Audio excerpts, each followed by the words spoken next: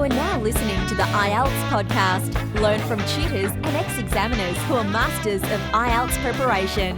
Your host, Ben Worthington. How to improve your IELTS speaking score. Hello there, my name is Ben Worthington. In this tutorial, we're going to look in a detailed way at the 4 criteria and what you can do to improve in each one. Now, we're not only going to be focusing on exam skills, we are going to be covering language skills as well. And unlike the writing, whereby the exam skills are incredibly important, I believe with the speaking, the exam skills are less important. For example, I think the equivalent would be, the equivalent exam skills in the speaking would be to debate somebody. Yeah, to debate, give reasons, give arguments, give examples, try and persuade in an academic fashion. Fortunately, we don't have to do that for the speaking. It's more about the communication. It's more about your language skills, which is absolutely fantastic. And so that's where most of the advice will be. However, exam skills do play an important part. For example, speaking for 2 minutes, that's not common in everyday circumstances, unless you're recording a podcast or you're giving a company presentation or a class presentation. But in everyday circumstances, it's very rare that you'll have to speak for 2 minutes. Now then, let's have a look at those 4 criteria. We have fluency and coherence. We have lexical resource. We have grammatical range and accuracy. We have pronunciation. So we've got 4 criteria there. Let's start off with fluency and coherence. So you are supposed to speak at length without noticeable effort or loss of coherence. This is the criteria for Band 7. You are allowed some language hesitation, repetition, or self-correction. But ideally, it's not going to impede what you are saying. And of course, you need to use a range of connectors and discourse markers with some flexibility. Now, I often think that if a student focuses too much on this criteria, it can almost get in the way of clear and natural speaking. So just bear that in mind. It's good to be aware, but don't focus your entire preparation around this criteria. So what does it mean? This criteria means that your speech is fluent, that you don't pause, that it's not filled up with ums and ahs, and you can occasionally catch yourself making mistakes, but you don't spend the entire speaking test correcting yourself. Now, a few years ago, I had a student who was always correcting herself, and she was worried that this would impact her grade. And in the end, I said, hey, Teresa, try and reduce it to the minimum. And how are you going to reduce it to the minimum? Well, you're going to insert more pauses with just empty space where you don't have to say anything. Get comfortable with those pauses. And also just try and compose ahead of time what you're going to say rather than spontaneously. And this is what you should do with your pauses. Just organize your thoughts.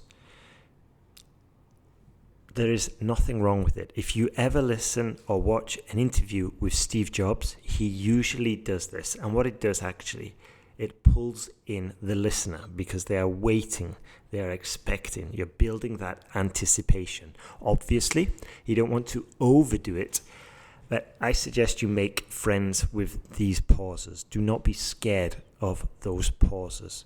Try and introduce it into your everyday vocabulary, into your everyday language communication. At McDonald's, hello, I would like a bacon, double cheeseburger, please. Just joking. But you can definitely introduce it into your everyday language. Secondly, going back to Teresa. Now, Teresa was correcting herself way too many times, and it would have impacted negatively on her score. So you can do it once or twice, but do not get into the habit of doing it with every sentence.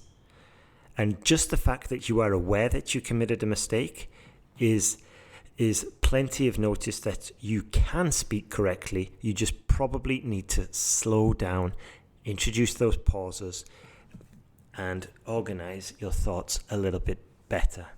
I think this often happens with visual thinkers who see a whole image in their mind and then try and communicate that whole image, because an image can communicate so many more words than audio and can communicate so much more than just audio.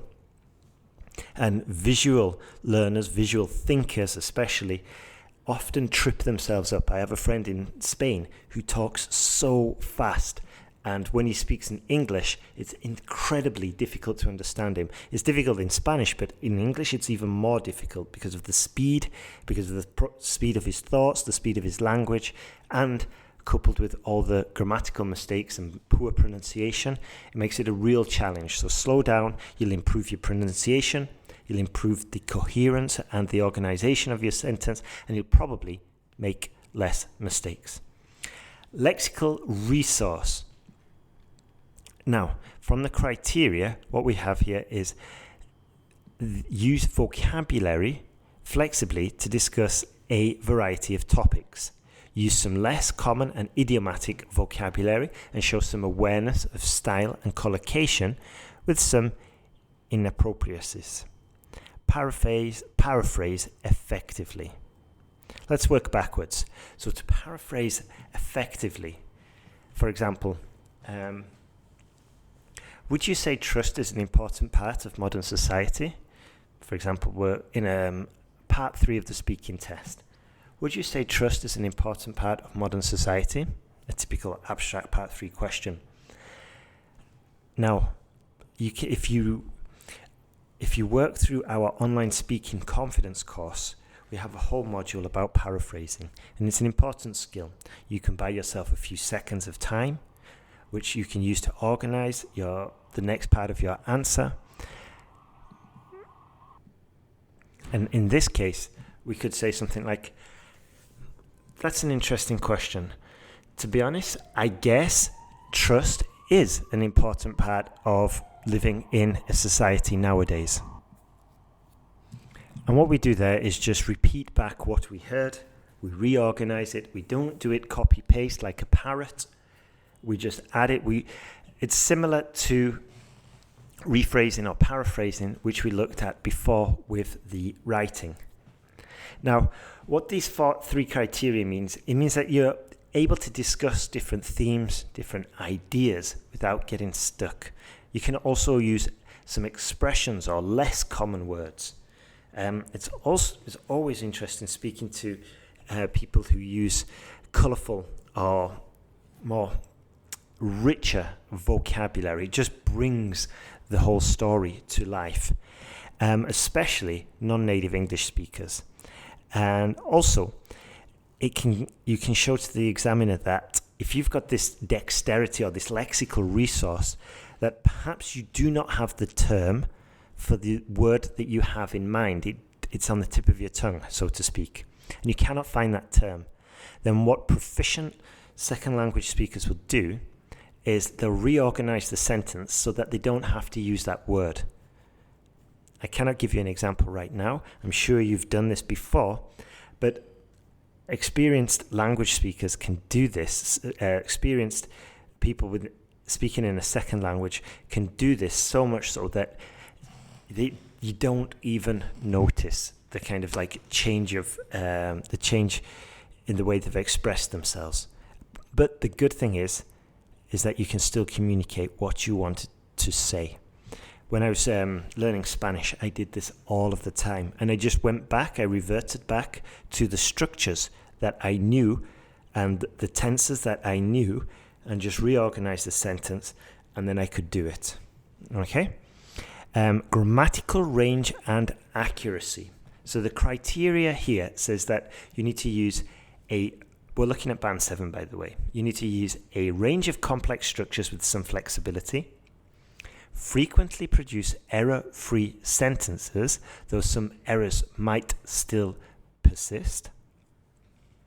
What this means? Well, it means that you just don't have one subject and one verb, and that you're able to use different types of these in the sentences, different types of sentences, okay? So you can make some mistakes, but more often than not, your sentences are accurate. So going back to what I said before, when I would just fall back on my kind of like structures that I knew very well, that I didn't have a problem with, in these cases, I would probably score lower in the exam, assuming I was doing like a Spanish one, because I would have a limited grammatical range and accuracy.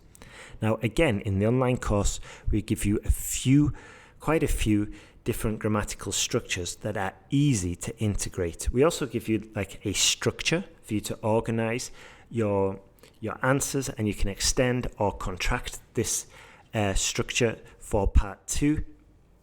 And it just takes a little bit of mental energy out of the process, because you've got you know the system, you've got this structure to follow, so now you can focus on what to put in the structure rather than focusing on the actual structure, because you know the structure, you've done it 100 times.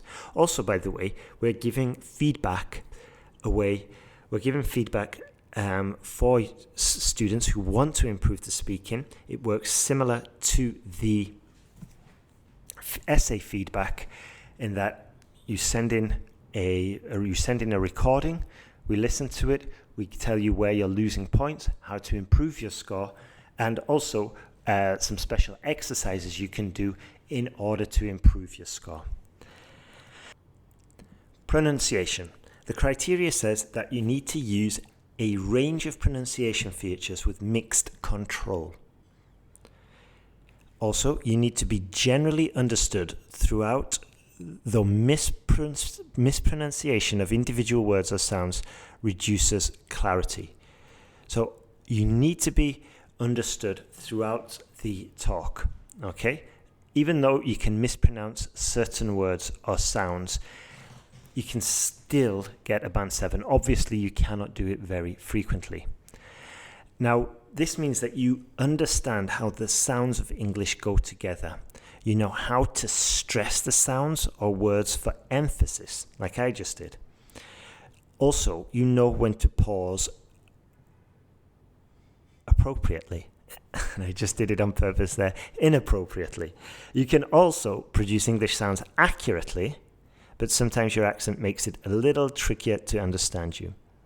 Now, I always say with English and language in general that if you are being understood, your accent is fine. So do not worry about it. Also, an accent shows that you have put in the time and effort to learn somebody else's accent.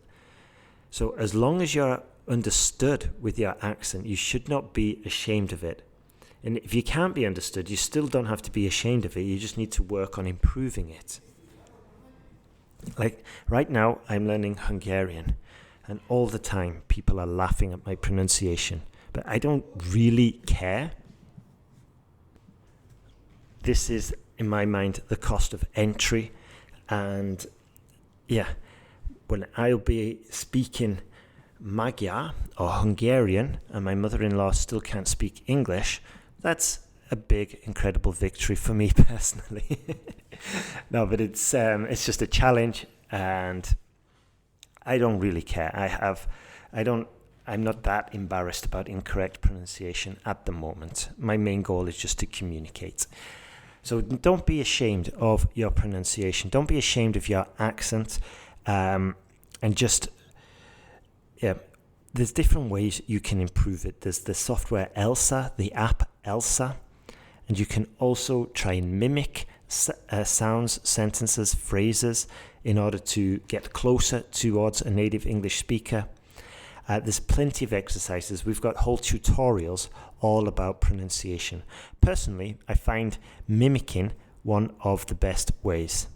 Now let's have a look overall on how to improve your IELTS speaking score. Now, as I said at the beginning, we need to focus on our language skills here. Exam skills are useful, but I think language skills, your general language English skills, are going to make the biggest difference. It's like the 80-20. So, of course, we can say improve your overall English, but how do you do that? I think mimicking, increasing the amount of times that you're speaking. At the moment, with my Hungarian, I am learning a ton of vocabulary, but I realized I am not actually using it. It's still there in the passive kind of part, in my passive memory. I know almost 1,000 words. And how many do I use every day in every situation, in everyday situations? Maybe 4. And I realized my Hungarian is not going to get any better.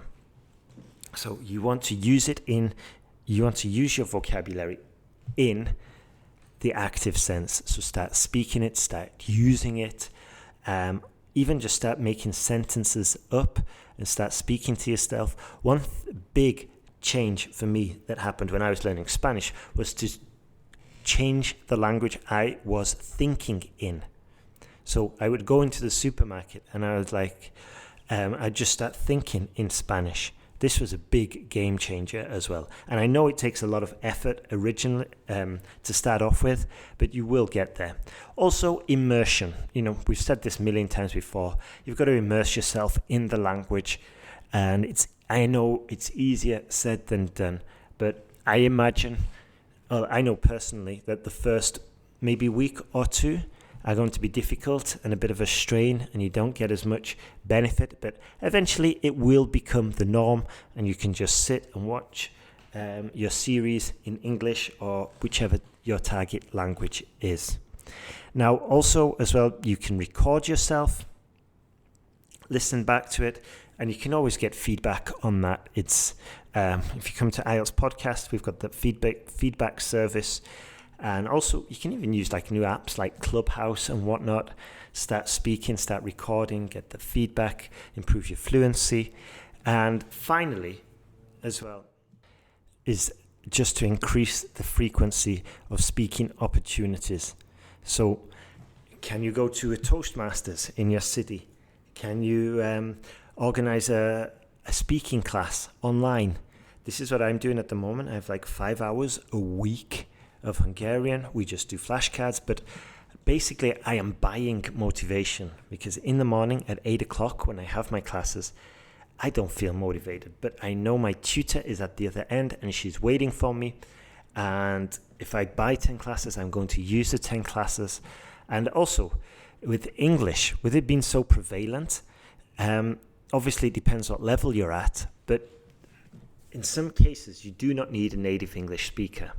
You can practice with somebody who's got good conversational English skills just to get you, into the speaking, just to make speaking more frequent for you and get you using your passive vocabulary. Now, if you want to work on your accuracy, then a native English speaker is going to be helpful, and you need to tell them, hey, write down when I'm making mistakes and tell me. However, if you know that fluency is your issue, then maybe a native English speaker isn't necessary, and you can get classes from, an Eastern European or some Filipinos or some non-native English speakers, and all you have to do in these cases is just chat.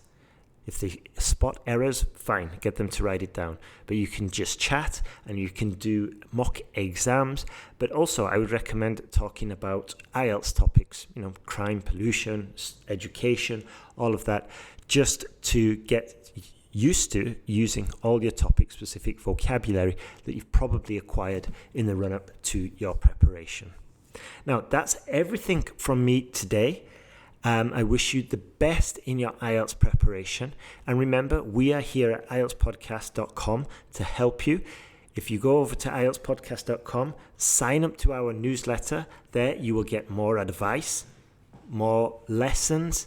You'll get whole lists of phrases and access to Band 9 sample essays. And also you will get access to some lower priced courses and discount coupons and whatnot just for signing up. So if you are preparing for IELTS, remember you're not alone.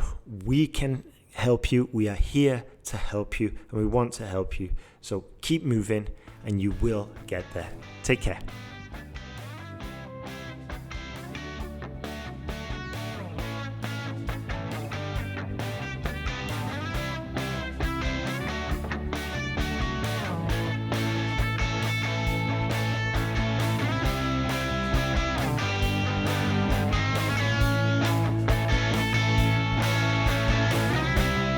Thanks for listening to IELTSPodcast.com.